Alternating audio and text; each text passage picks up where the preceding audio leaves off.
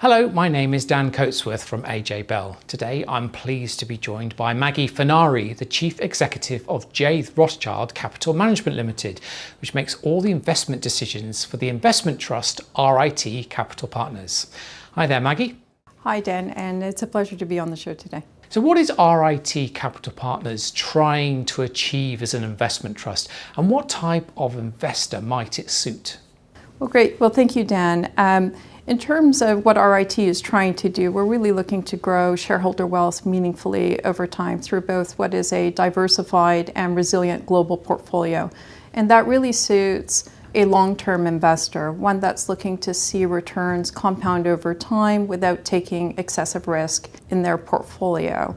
And by diversified, how we're able to do that is we're not only able to invest in different geographies around the world, but also in different asset classes and strategies. So we can invest in public markets, in private assets, and credit assets as an example. And the what we can invest in is important, but the how we do that is just as equally as important. And that comes down to our two competitive advantages, which is our unrivaled network, where we'll be able to gain access to some of the best investment managers around the world that are close to new investors, and also just the depth of our investment team who are able to identify and execute on these investments for our shareholders. And if we look at our returns since inception, £10,000 invested in RIT since inception is now worth £350,000 today.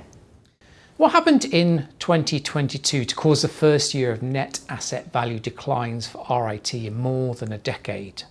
So that was an unusual year for RIT. We were down from a net asset value perspective 13.3%, and that really came from a small correction in our privates portfolio, where on the back of two very strong years, we had a correction in that part of our portfolio.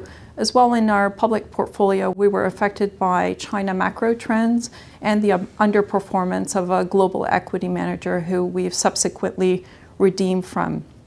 If we think back about 2022, that was a very challenging year for investors. Overall, our global benchmark was down 12.9% that year.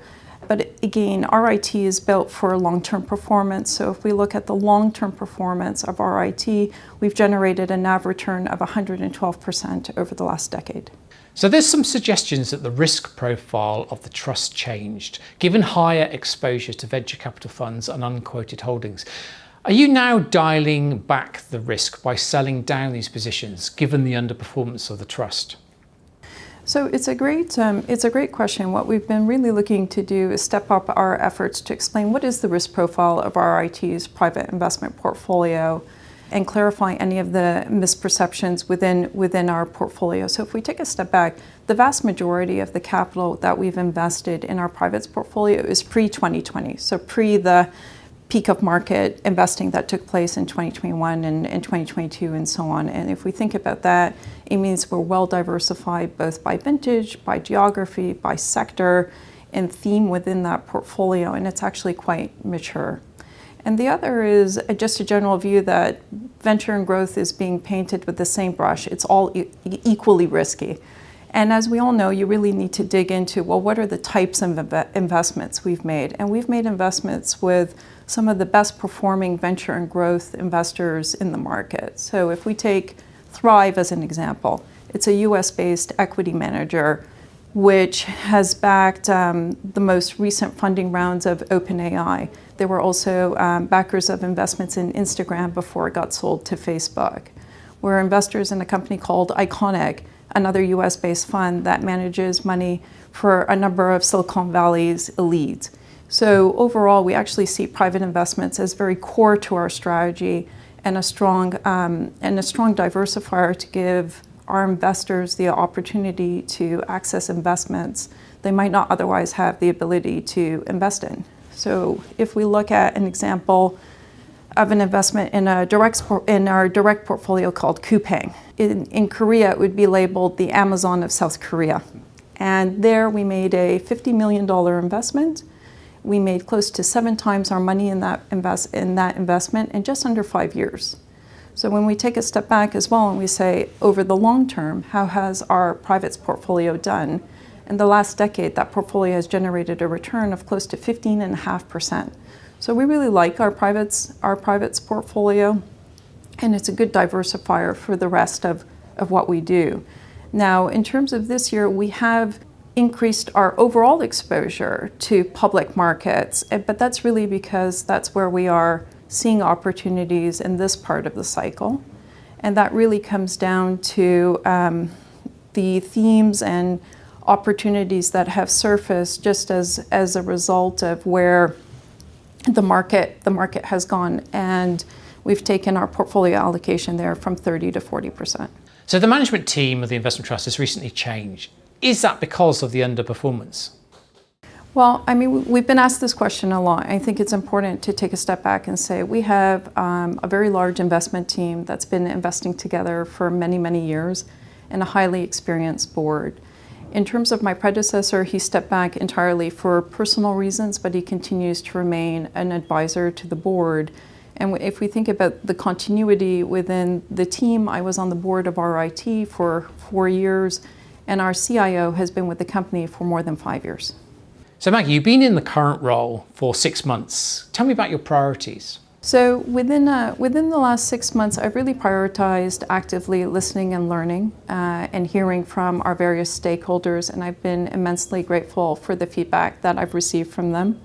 I mean, one of the key areas of focus is clearly where our share price and discounts sit today are not representative of our business. So on that front, we've done 2 things. That the discount is really a sector-wide issue, but in the meantime, what we've really done is stepped up our activities in 2 areas, which is our share buyback program, where we've launched one of the largest buybacks in the industry. We've bought back roughly 7% of our share capital. And we've also stepped up our communication efforts. And there we've done that by increasing our shareholder engagement and also by improving access to information for our investors through our refreshed website. So what are the trust's current charges? Are you trying to bring down those costs for investors? Yes, so we're always focused on costs and delivering the best returns and the lowest cost for our investors. So if we look at the operating costs of the fund, which are most representative of the fees, that number's actually come down year on year. So in the prior year, 0.82%. This year, it's 0.77%. And if you look across our peer group set, that's on the lower end of the scale. And also, too, we're often asked about, well, you pay fees to your external managers, but we're completely aligned with our managers, because if they don't generate a return, they don't get paid. And as we continue to grow as a firm through economies of scale, our costs will naturally come down. So Maggie, where are you seeing the best opportunities now? We're seeing the best opportunities in quoted markets. So from there, that's why we've taken our portfolio allocation from 30% to 40% in publics. And what we really look to see is the overlooked areas of the market. So we've all know what's taken place with Magnificent Seven, but that's created a lot of opportunities in other areas of the market. So one area of the market that we were particularly excited about is in the small and medium cap space. There we saw that sector trading at 30-year lows, and we worked with our partners to identify really interesting opportunities. One of them that I'll share is Talon Energy. This is a power utility in the US that provides critical infrastructure. And earlier this year, the company sold one of its databases to Amazon Web Services, and that created about $1.5 to $2 billion of value for the company. And in our longstanding themes of healthcare and Japan, we're invested in some of the most renowned managers in the world there, and we actually think that's what gives our shareholders an opportunity, is to invest alongside us and those managers where they otherwise wouldn't get access to. Thank you very much. That was Maggie Finari from RIT Capital Partners. Thank you for watching.